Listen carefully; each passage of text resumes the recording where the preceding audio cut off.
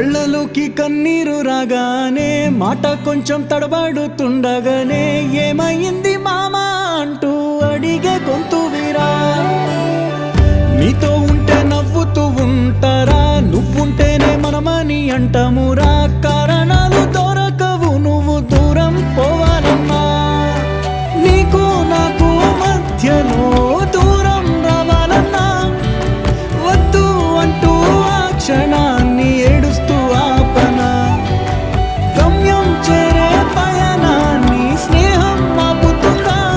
నీ మంచే కోరి పొమ్మనేంత ప్రేమే మాకు లేదా. అల్లుకున్న తీగతో కలుసుకున్న కులం, స్నేహమన్న మాటలో ముచ్చటైన ముకురం.